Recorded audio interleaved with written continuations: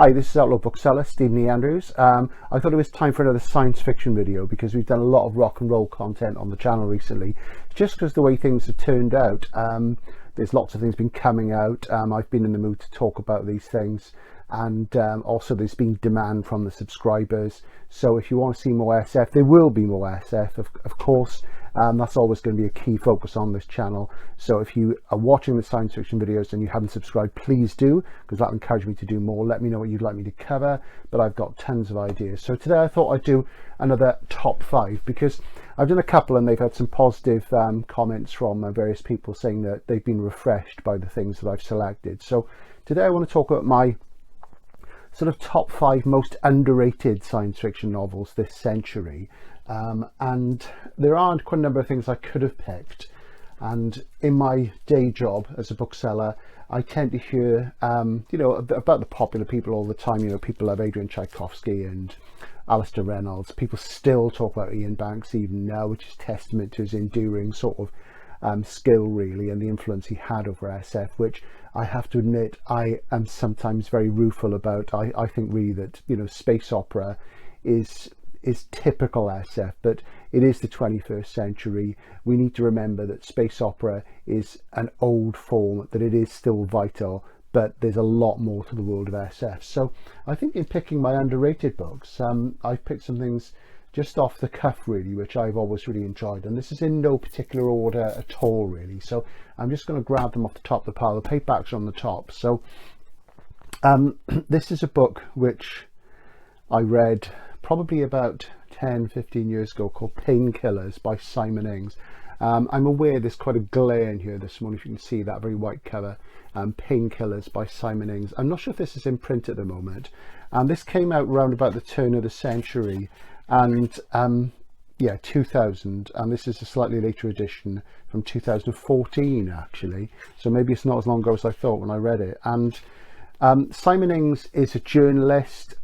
He's written a book about science in the Soviet Union. He's written quite a few SF novels. He has a very spiky style. If you like people like M. John Harrison or Jeff Vandermeer, China Michael, you probably really like him.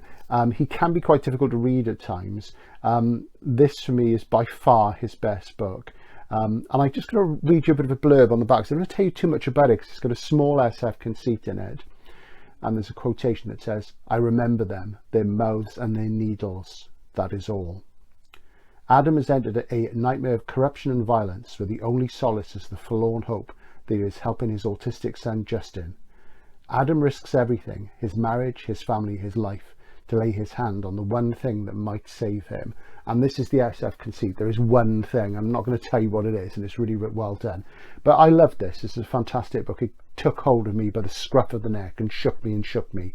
And it's brilliant. And I think the first thing I read by Simon Ings that really blew me away was a short story way back in the early 90s, which was in the anthology The New Nature of the Catastrophe, which was the revised edition of the Jerry Cornelius short stories, when Orion Millennium did a set of 14 in their Eternal Champion cycle, which had terrible covers.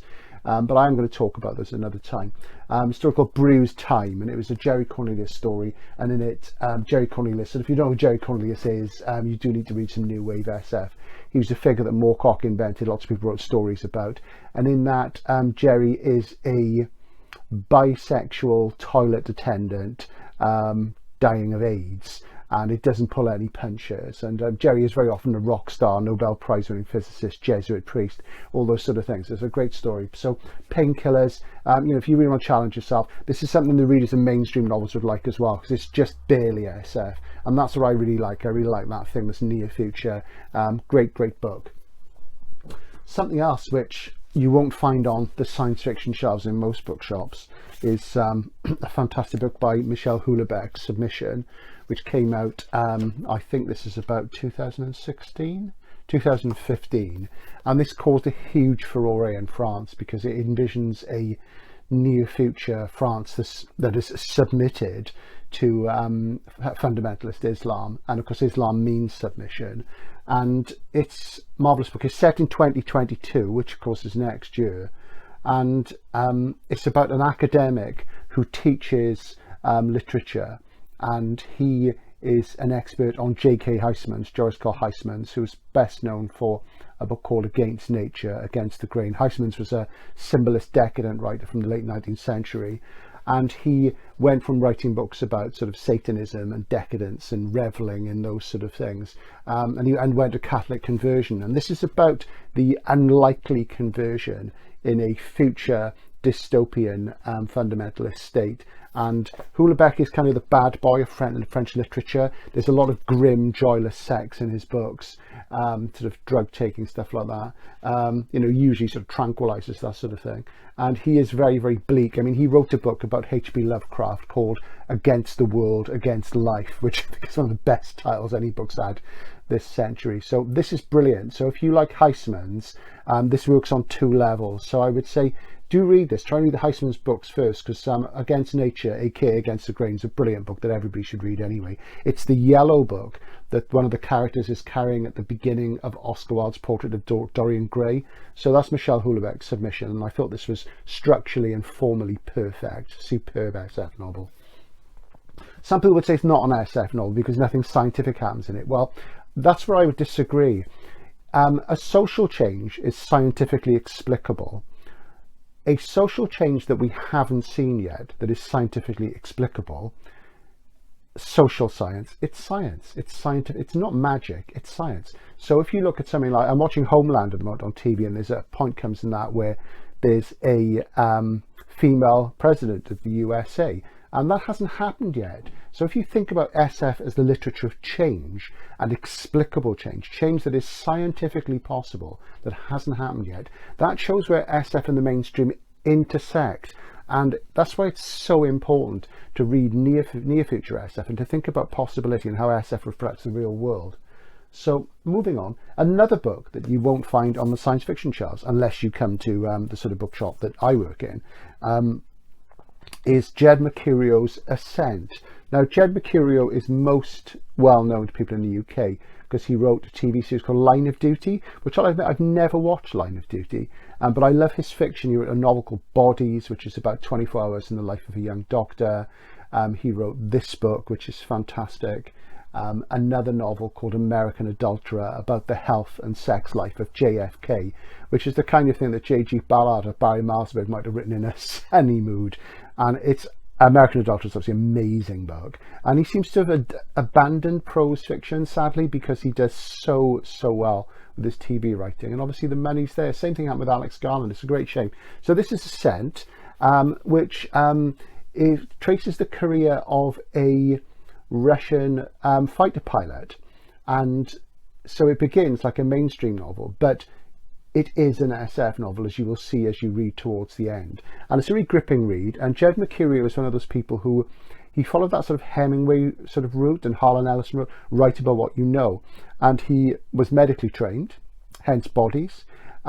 He did some, I think he might have been the RAF, and he learned how to fly, hence Ascent. I mean, he hasn't been a president or a president's doctor for American Adulterer, but this is a great, really gripping book, wonderful book. So again, if you're not used to reading pure SF, this becomes SF as it goes on and posits. Well, I'm not going to tell you, just read it for yourself. A really wonderfully well written, fantastic. I do wish he'd return to prose fiction. Sadly, as I say, it probably won't happen. So that's another one to look for on the mainstream shelves of your local bookshop. Great stuff.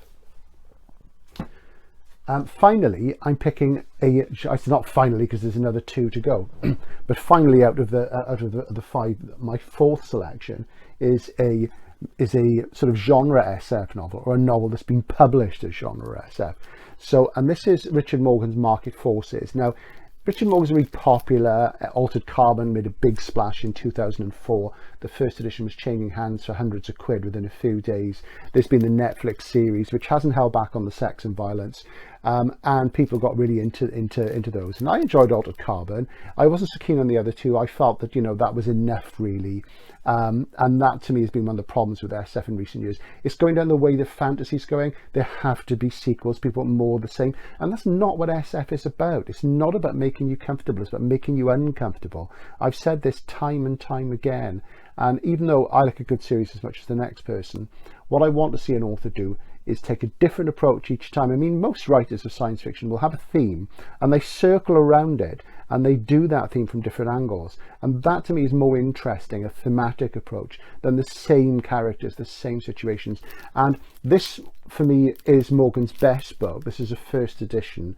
And I sell lots of this, and because I'm very passionate about it. And Market Forces started life as a screen treatment for a film that was never made. And I always sum the book up by saying that it's Mad Men meets Mad Max. And I think that's about as accurate as I can make it. It's set in the near future, and there's a young chap who he decides that the only way he can make a living in a world that is increasingly dystopian, overpopulated, underfunded, climate changing, what have you, is to try and get some money under his belt, you know, and sort of so he can survive and survive comfortably. He's got a rather left-wing father who doesn't entirely approve, and he has left-wing sensibilities himself. He decides to go for it, and he becomes involved in business, and one of the businesses in the future is investment in conflict investment. So he joins a firm that invests in the potential of future wars, and by where they invest, they actually spark these wars. So it's morally very sort of corrupt, and it shows this, and obviously the message there is, you know, businesses, you know, are about making money, not about sort of doing anything good. And Richard Morgan has very strong left-wing sensibilities, and that comes through in his work, I think. And without it, it's sort of like being stuck in your face all the time. It's always there, and he does it really well. He's got sort of righteous anger, which I really like. And there's a strange thing in this book where this sounds ridiculous, but he does make it work, where people at conflict within these different companies promoting conflict settle their conflicts with on-road duels in cars, and that's a tiny part of it, and that's probably the part that would have been the big thing if the film was made. So it's Mad Max meets Mad Men, and it's really, really great. It pushes the pedal to the floor. It has no pity, no mercy. It's a reasonably big book. I'm not a massive fan of unnecessarily long books, but this has got sort of ire and fire running through it, and I loved it. So that's a great one. So this is the one that people read the least, and it's the one they should read the most. It does have that decent sense of despair that you get in Altered Carbon, so pick it up. It's a one-off. There's no sequels. There's no fat on it. This is what we want. My final selection of the 5 today is a book that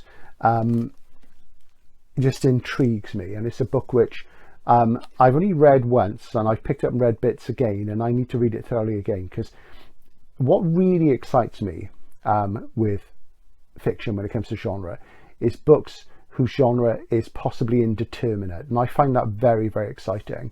And it's not a question of I can't pin down what genres are. I'm very, very sure of what genres are, and I've thought about this a lot, and I'm going to talk about this in a later video. To me, there are only 3 genres. There's science fiction, fantasy, and everything else is realist. Everything else within realism, whether it's a Western, historical fiction, whatever, they're just subsets of realism. But this, alongside a book by Robert Silverberg called The Book of Skulls, is a book that fascinates me, and that's The House of Rumour by Jake Arnett. And it's an absolutely beautiful book. It's had 2 different covers. The cover of the current edition, Hodder and Stoughton, what are you doing with Jake Arnett's books? You've put this dreadful cheap covers on them. They look awful. Nobody would ever pick them up. It's a shame, because Jake is a great writer, and this is a first edition. I met Jake a couple of times, and he signed that for me when he came and did an event in the shop I work in, I think but 2017. I first met Jake at a book selling conference, which would have been in about late 90s, more like sort of 2000, 2001. It was for his second novel, He Kills Coppers, and we were sitting talking, and I said to him, Billy Porter, the character in He Kills Coppers, is the title of a Mick Ronson song, isn't it? And he said, you're the first person to sort of notice that, and we bonded because we're both Bowie fans. And Jake's a great guy, great writer. He's best known for his novel The Long Firm, which was made into a TV series. Wonderful Brit grit crime novel. It's not marketed as a crime novel. Jake has this amazing ability with 20th century history to look at it and to instantly get you into the spirit of that time, even if he wasn't there. He's less effective on this on earlier sort of centuries, but he is working on that. He's done some interesting stuff. But on the 20th century, he's just amazing. And this is House of Rumour.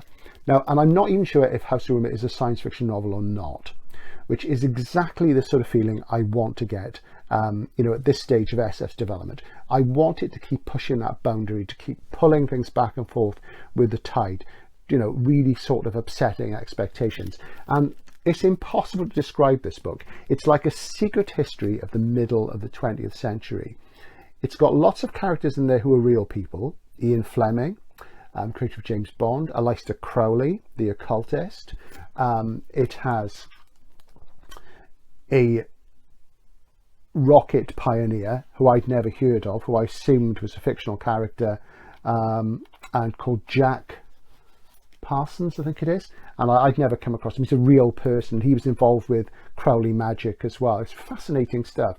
And it begins with a young man called Larry Zagowski, who's a science fiction fan in the 1930s, and he goes to a party where this small science fiction group, rather like the Futurians, who Frederick Pohl was involved with, they meet up and they talk about SF, and he wants to be an SF writer, and he meets a young woman there who's already an SF writer, and it's just really, really strange. I'm going to read a bit from the flap, and the flap says, Larry Zagowski spins wild tales of fantasy worlds, they're not fantasy worlds, they're science fiction worlds, for pulp magazines. But as the Second World War hangs in the balance, the lines between imagination and reality are starting to blur.